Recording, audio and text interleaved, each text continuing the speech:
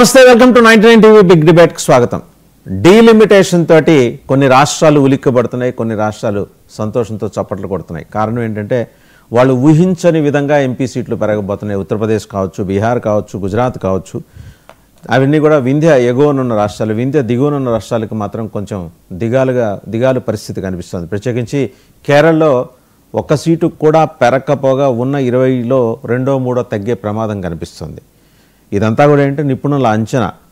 ఒకవేళ population census ప్రకారం వెళ్తే కనుక జరిగే ఉత్పన్నమయ్యే పరిస్థితి. ఆంధ్రప్రదేశ్కి కూడా కొద్దిగా అండ్ తెలంగాణకు కొద్దిగా పెరగచ్చు, అండ్ తమిళనాడుకి 39 కాక అదనంగా 10 పెరిగే అవకాశం ఉంది. ఆంధ్రప్రదేశ్లో 1-2 తగ్గినా ఆశ్చర్యపోనక్కర్లేదనే మాట వినిపిస్తుంది. బట్ ఇందుకు ఇంత ప్యారిటీ, ఈ వివక్ష ఏంటి?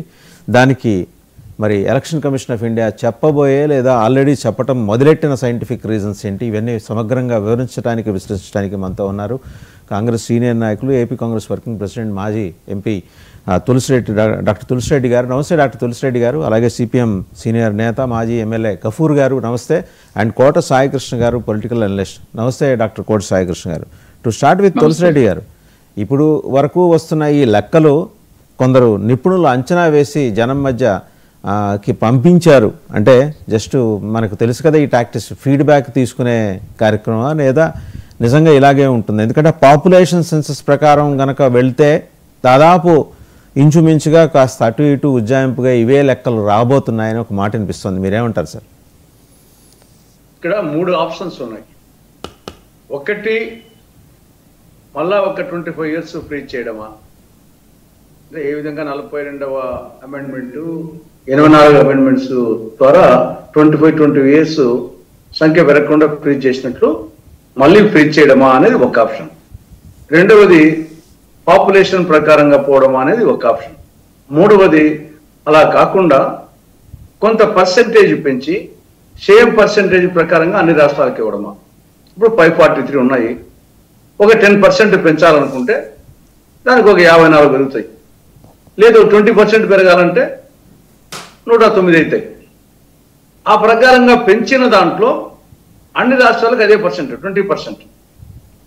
ఉత్తరప్రదేశ్కు 20% పెంచడమే, 20% పెంచితే ఆంధ్రప్రదేశ్కు, తెలంగాణకు, కేరళకు అన్నిటికూ 20% పెంచడం అనేది అది ఒక, అప్పుడు వచ్చేసి ఆ సమస్య ఉత్పన్నం కాదు. పర్సెంటేజీ ప్రకారంగా అన్ని రాష్ట్రాలకు సమానంగా పంచితే రాదు. అలా కాకుండా పాపులేషన్ ప్రకారంగా తీసుకుంటే డెఫినెట్గా వచ్చేసి దక్షిణాది రాష్ట్రాలు నష్టపోతాయి, ఉత్తరాది రాష్ట్రాలు ఎస్పెషల్లీ ఉత్తరప్రదేశ్, బీహార్ పెరుగుతాయి. కానీ నేను అనుకోవడం వచ్చేసి పెరగడం సత్యం, ఫ్రీజ్ చేసేది ఉండదు. ఎందుకంటే ఆల్రెడీ మహిళా రిజర్వేషన్స్ ఇంప్లిమెంట్ కావాలి కాబట్టి, వాళ్ళకు 33% ఇవ్వాలి కాబట్టి, 543లోనే 33% ఇస్తే చాలా తక్కువ అవుతాయి కాబట్టి డెఫినెట్గా వచ్చేసి మహిళా రిజర్వేషన్స్ ఉన్నాయి కాబట్టి ఖచ్చితంగా పెంచడం జరుగుతుంది. ఆ పెంచడం అనేది కూడా మ్యాక్సిమం లోక్సభ కెపాసిటీ, భవనం కెపాసిటీ 888 కాబట్టి 888 కంటే తక్కువ ఉంటాయి, అది మ్యాక్సిమం వచ్చేసి కెపాసిటీ. కాబట్టి 543, 888 మధ్య పెరుగుతాయి. ఆ పెరిగేది పర్సెంటేజ్ ప్రకారంగా 10%, 20%, 25% ఆ ప్రకారంగా పెంచడం అనేది జరుగుతుంది. అనేది అమిత్ షా గారి వ్యాఖ్యల ద్వారా కొన్నిసార్లు అనిపిస్తుంది. కొన్నిసార్లు పెరుగుతాయి కానీ దక్షిణాది రాష్ట్రాలకు కూడా తగ్గమంటున్నాడు, కానీ ఆ పెరిగే నిష్పత్తిలో తేడా వస్తుంది కదా.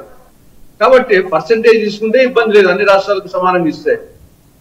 కానీ 2029 ఎన్నికలకు మాత్రము సంఖ్య పెరగడం మాత్రం ఖచ్చితం. అటు లోక్సభ సీట్ల సంఖ్య పెరుగుతుంది, బౌండరీస్ మారుతాయి. అదేవిధంగా అసెంబ్లీ సీట్ల సంఖ్య పెరుగుతుంది, బౌండరీస్ మారుతాయి. కానీ ఎమ్మెల్సీలకు, రాజ్యసభకు సంబంధం లే. ఇది ఓన్లీ లోక్సభ దానికి, తర్వాత అసెంబ్లీ సీట్లకు సంబంధించి ఖచ్చితంగా 2000 ఆల్రెడీ సెన్సెస్ కూడా 2027 మార్చి 1 కల్లా అయిపోవాలి కాబట్టి మనం 24వ రాజ్యాంగ సవరణ ద్వారా మనం 26 వరకు 2020 వరకు చేయకూడదు కాబట్టి అంతవరకు చేయకూడదు. తర్వాత వచ్చేసి సెన్సెస్ ప్రకారంగా చేయాలి. సెన్సెస్ 2027 మార్చి 1 కల్లా సెన్సెస్ అయిపోతుంది. తర్వాత గెజెట్ నోటిఫికేషన్ ఇస్తారు, దాని తర్వాత డిలిమిటేషన్ కమిషన్ వేస్తారు.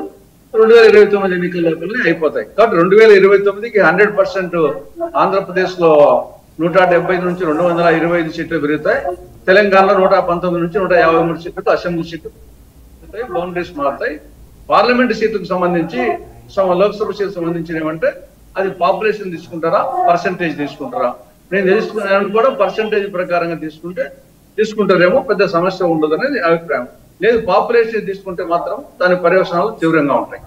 ఇది తీరా దేశ విభజనకు కూడా దారి తీసే పరిస్థితి పోతుంది. సీరియస్ అబ్జర్వేషన్ డాక్టర్ తులసిరెడ్డి గారు. దేశ విభజనకి దారి తీసే పరిస్థితి ఏర్పడుతుందని మీరు అంటున్నారు కదా, అంటే ఏ క్రైటీరియా తీసుకుంటే ఆ రకమైన పరిస్థితి ఉత్పన్నమవుతుందని మీరు భావిస్తున్నారు డాక్టర్ తులసిరెడ్డి గారు? ఇప్పుడు పాపులేషన్ ప్రకారంగా తీసుకుంటే కన్నా ఒక నియోజకవర్గానికి ఒక 14 లక్షలు, 16 లక్షలు, 25 లక్షలు జనాభాను తీసుకున్నాం అనుకోండి.